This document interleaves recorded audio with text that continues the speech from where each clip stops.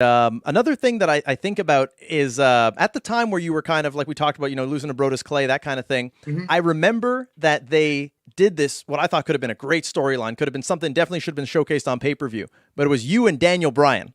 And you did this promo where he was standing up for Shawn Michaels and you were defending the honor of Brett. Yeah. And I always looked at you and Daniel Bryan, and I felt like as he was going up, all I would be saying, and me and my broadcast partner at the time was like, they should be giving TJ an opportunity. They should be, he's got all the skills of Daniel Bryan and more. And I like that they gave you guys that little segment and they gave you a match.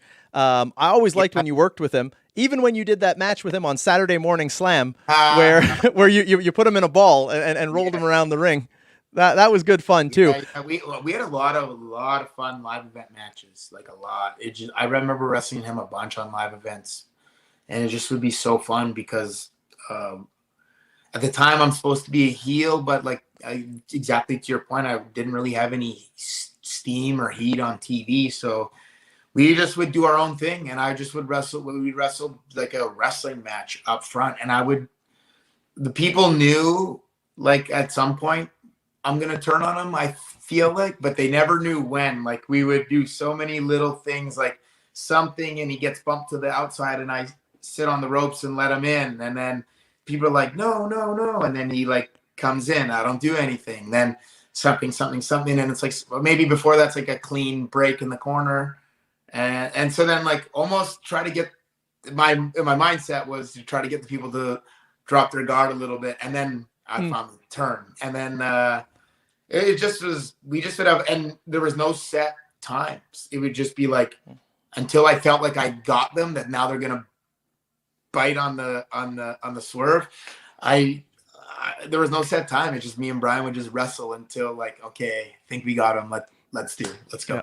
And I mean, to me, you guys were probably the two best guys in the company in terms of just, pure wrestlers. I feel you and him, you guys should have had a chance to put on an Iron Man match against Yeah, each other. man, I think, I wish.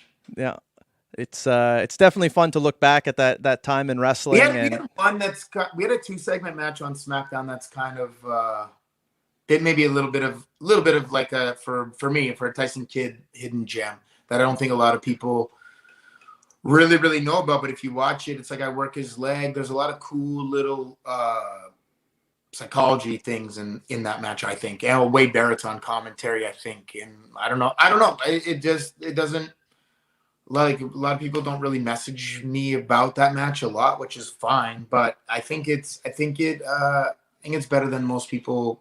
Well, most people might not even know that it happened. Well, I mean, we can get the word out there. Definitely. I know that I'll check it out because I love the stuff that you guys did. Like I said, even when they had you on Saturday Morning Slam working with him, which when I saw that, back in the days when we had spoilers when SmackDown was taped on Tuesday, I was like, that's something definitely worth checking out. And you guys. That was in Buffalo. And the hilarious thing, I remember Brian laughing so hard when we get to the back because there was like some fan had this giant, like, Tyson Kidd is a workhorse sign, like giant. And I just remember thinking, like, Brian was laughing. He said, man, did you ever let him down today? Yeah. Oh, that's great. That's great. My bad. Yeah, and the more